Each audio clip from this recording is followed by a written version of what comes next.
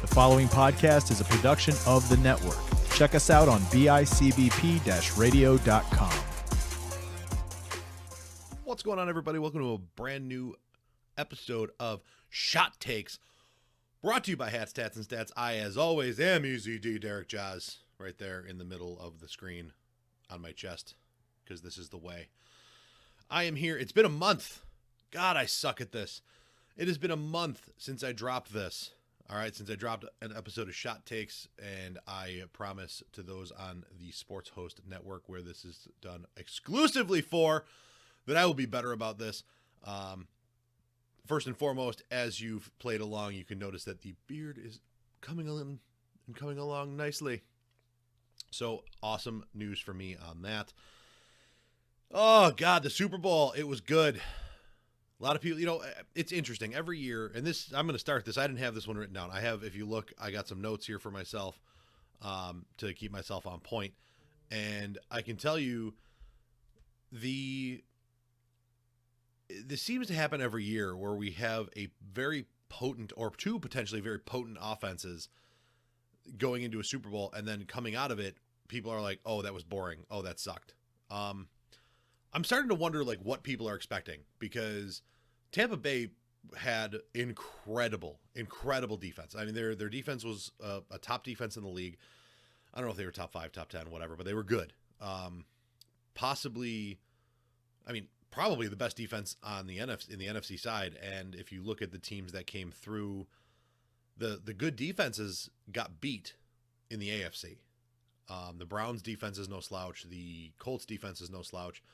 The Ravens defense was probably one of the best in the league, and they all got beat. And then, the better defense that made it to the Super Bowl ended up winning.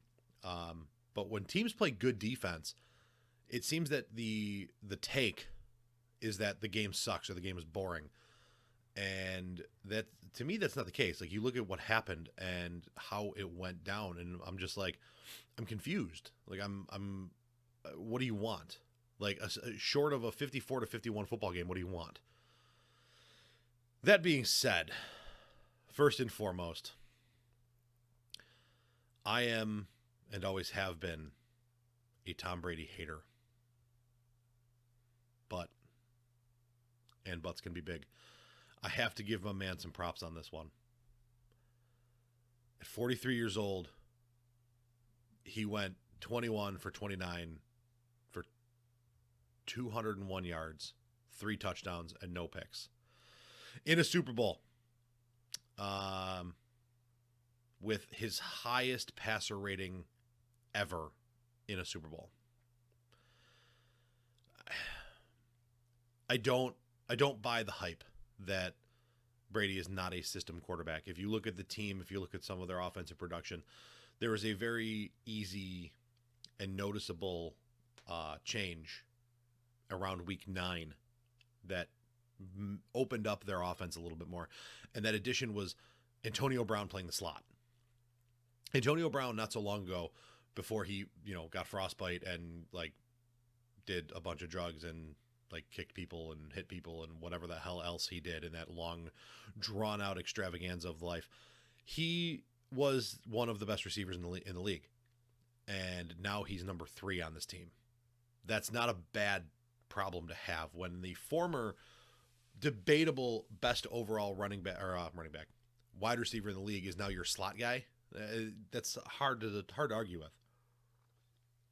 And if you look at Tom Brady and what he's done, and how, when, where, and why he's been successful, it's when he had Wes Welker, when he had Julian Edelman, when he had that underneath guy who was going to go over the middle, who was going to make plays, who was going to get the ball between the 5 and 10 yard range and make a move, make somebody miss, and make it happen. So my man gets probably the most athletically gifted slot receiver he's ever had.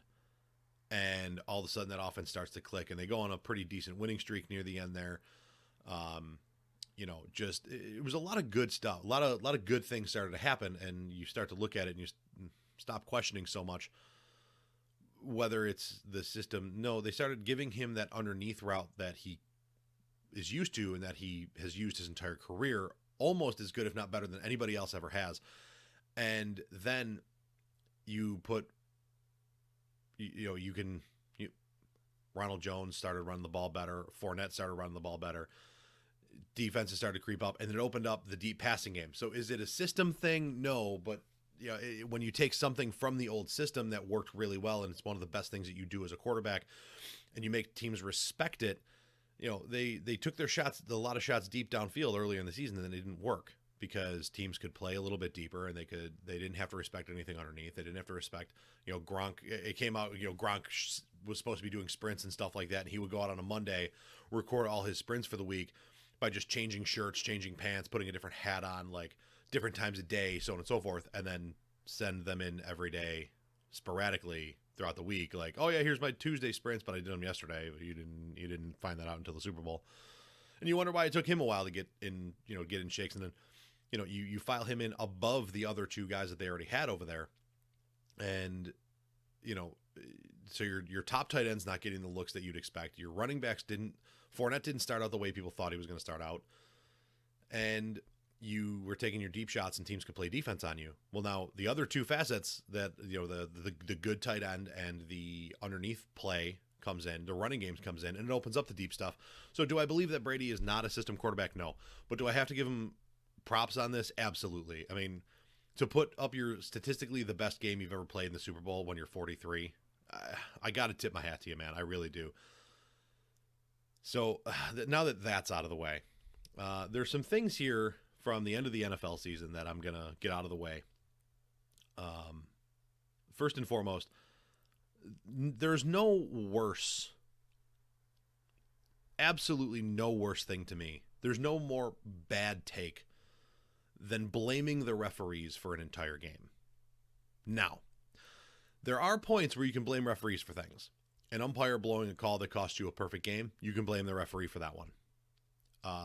The game-winning play that you're going to score the touchdown and you don't get the pass interference call and the game ends on that play, you can blame the referees.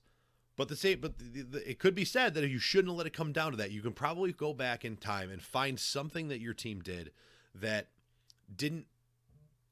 should have not led to them be. It should not have led to them being in the position for that play to be the end of the game. And with the Chiefs' loss, there was reports of Mahomes' mom blaming the refs for the loss. Chiefs fans left and right. Oh, I mean, the NFL fans as a whole. And again, I'm a Bills fan. I watched the Tom Brady show for 20 damn years. Does it always seem like he gets the calls? It sure does.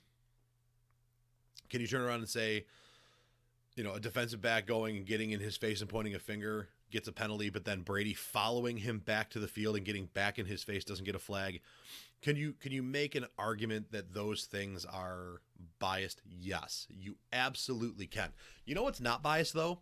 The fact that Pat Mahomes was running for his damn life all game. That had nothing to do with the referees.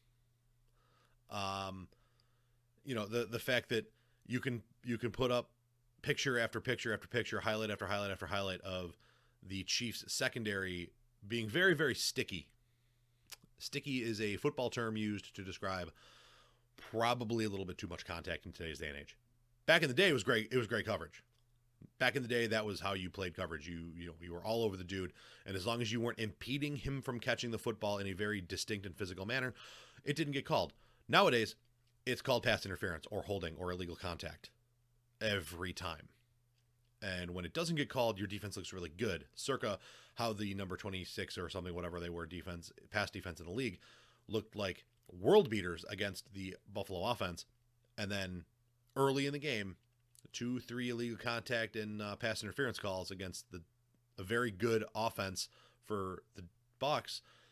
The defense loosens up and it allows guys to get open, allows guys to work a little bit.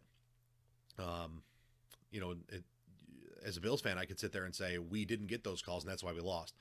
No, why we lost is because there was a defensive tackle in my backfield all game, and at the end of the day, my receivers couldn't get open. Do I think that those illegal contact and so on and so forth calls happened every play? No, I don't. However, did they probably happen? Sure, but that's not why we lost. Our defense couldn't stop their offense. That's a good part of it. And to blame the refs to me is a cop out. And this coming from a town who loves to blame the referees. I mean, that's, you look back in the Buffalo sports history of no goal. Shouldn't have been a goal. That's a call to me that, you can complain that cost me a game. By the letter of the law, that's no goal. We keep playing. And I mean, the very next shot could have went in for the Stars to win the cup anyway. But the fact that it didn't get to that point, I can blame the referees for that. The other side of, the Music City Miracle. The Music City illegal forward pass. Again, that cost me a football game. And I can blame the referees for that one. However, I can also look back and say if Doug Flutie starts that game's not even close, and we're never talking about that ever again. So I mean, again, you can blame the refs. It's a cop out though. Your team got beat. Your team got absolutely waxed in all facets of the football game. Stop blaming the referees because you didn't play well, and that's all there is to that. Now, Tampa's defense beat the crap out of the Chiefs. Beat the ever-loving crap out of them. It wasn't a football game. It was a massacre. Pat Mahomes ran for 495 yards prior to incompletions and sacks. 5 trips up and down the football field. 5 trips from goal line to goal line before throwing a pass or getting sacked. That's disgusting. Your offensive line got shredded. I don't believe that one dude being hurt, meaning 2 or 3 dudes getting shot. I mean, there was one non-starter playing. I don't care that you're playing out of position. Does it affect you? Yes. You're a pro football player. You should be able to do okay against one of the best defensive lines in football.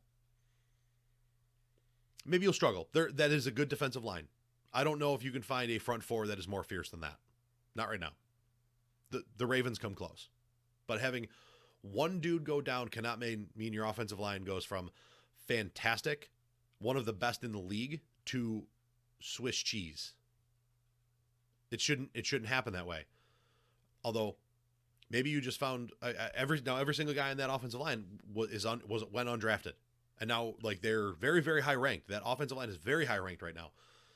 So, but maybe the problem is you found guys who were unranked who were really, really good at one position, and when you move them, the reason they went undrafted starts to show because there were faults in their game that left them undrafted.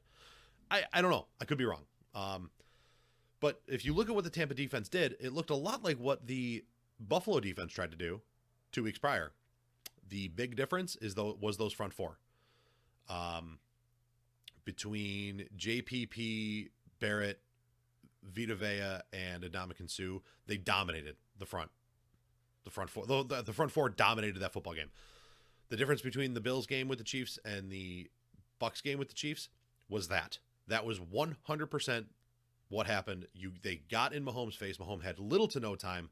It made the bracketing coverage on Hill work. It made the tight defense on Kelsey work, where he didn't have time to find a soft spot in the zone, sit and make a play, or extend it a little bit, follow the, they had guys in his face so much, and he was running for his life. So he couldn't just shuffle a little bit and find a guy, or get it out quick and find a guy, because the pressure was that quick and that impressive. So there's that. That defense absolutely won them that game. If you could give the MVP to an entire side of the ball, I think you have to. No one dude played well enough to get it, but I think that entire defense is the reason we're talking about Tom Brady having a 7th ring. Now, I'm going to wrap this up with something that's really been irritating me, and I apologize. You can kind of see my eye twitching a little bit here. My sinuses have been driving me nuts today. So the thing we're going to wrap this up is this is a hot take, a shot take on the Bills. This is a hot take that's so shot to me, it's pissing me off, and I'm going to put it on this episode. So you look at this. What is the big thing that you're seeing all over social media, if you're a Bills fan or you follow the Bills at all, that people are saying the Bills need? We need a running back. We need a running back. We need to draft a running back in the first round. We need to draft a running back in the first round. I do not care if we had Derrick Henry and Alvin Kamara in our backfield for the game against the Chiefs, our running game was not going to get going because we are not built to run the football. Our offensive line pass blocks very, very well. We do not run block well.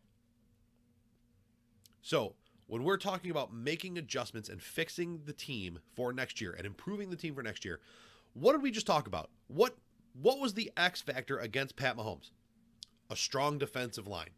I need Trent Murphy off my team. Get out.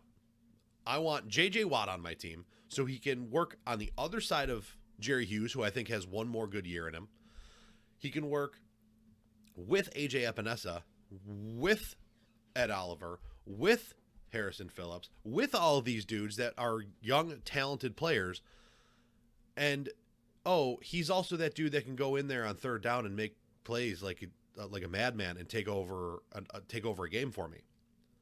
So before we go drafting a running back in the first round, first off, if you want to run the football, start with the offensive line.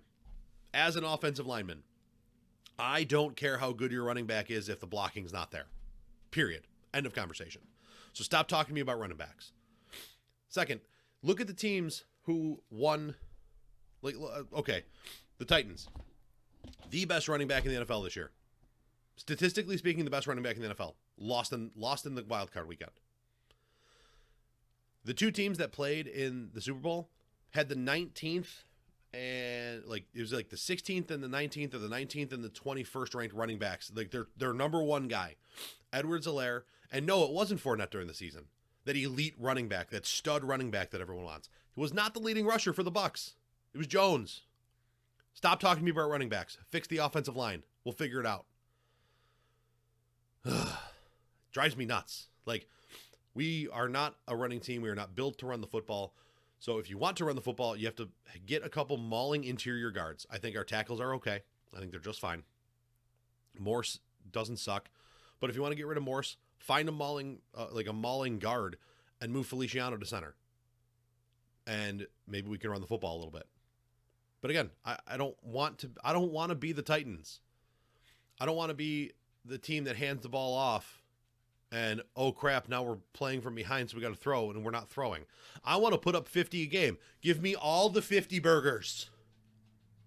All the 50 burgers. I want them all. I want 16 50 burgers.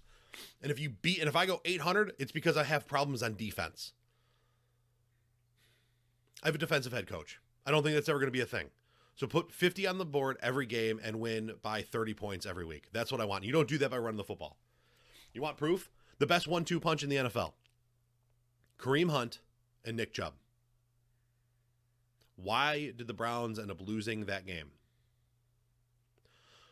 There was a ballsy fourth down call with Chad Henne as your quarterback that sealed the game. There was the most important scramble of Chad Henne's life. You know what the Browns stopped doing with about 9 minutes left in the football game? They stopped running the football. And they relied on Baker, who is not a pick-you-apart style quarterback. You know who is? Josh Allen. In that position, if I have Josh Allen, I'm throwing the football. And I'm going to put more points up because I'm going to stop your offense now. And I know that because your quarterback is out. And what happens when you're a run-first team and you're behind? You have to rely on a guy who's not used to doing it or who isn't as good as it as you want him to be. And it's tough to win football games that way. I don't want to be that team. I want to be a team that can and will throw the football and score points and then run the football when I can and have to. That's what I want to be. I want to be the modern NFL franchise. I don't want to be the late 90s, early 2000s football team that has a quarterback that can throw but relies heavily on my running game. I was that for a long time. You know, you look at the year we broke the drought. We were a run-first, stout defense team. Give me back that stout defense and give me an offense that's going to throw the football over the yard. Give me a 400-yard passer and a guy that's going to put 3 touchdowns on the board just with his arm. And the other team's going to score 20 points maybe. Give me that team all day. That's what I want. And that's what I think we're building. So stop talking to me about running backs. Running backs, unless you have the best in the league and you're built to support him, Running backs are a waste of my time. Sorry about that. That's been what I've been waiting for about 10 minutes now. If you look at, take a team, give me, if you're going to talk to me about a running back, he better be McCaffrey or Saquon Barkley, a dude who can help my passing game. I don't want Derrick Henry. I don't. I'm not built to use him the right way. And that's fine. I want a quarterback that's going to dominate. I want a passing game that's going to dominate. I tighten up my defense a little bit, and we're talking about potentially being a Super Bowl champion here. So stop it. I guess that's all I got for this week. I rambled off all my points. Probably went a little bit longer. One of my longest episodes, I would assume. And here we are. Shot Takes, again, brought to you by Hats, Tats, and Stats, which is part of the BICBP-Radio network, www.bicbp-radio.com. You can check out every podcast on the network on Apple Podcasts, Spotify, or wherever you get your podcasts from. Like, subscribe, share, give us ratings, give me a click. Give me one click. Just give me one, folks. That's all I want. Give me one. And always, as always, check out our sponsor, Stinger Sports. Great, high-quality gear that won't break the bank. Go give those guys a check. Check those guys out. And if you end up buying something for your baseball team, or if you place an order, use the promo code Tip of the Cap for 15% off, 10% off, some type of percentage off. So thanks for tuning in, guys, and I will catch you next week when maybe we talk some hockey, which is going through some weird COVID times.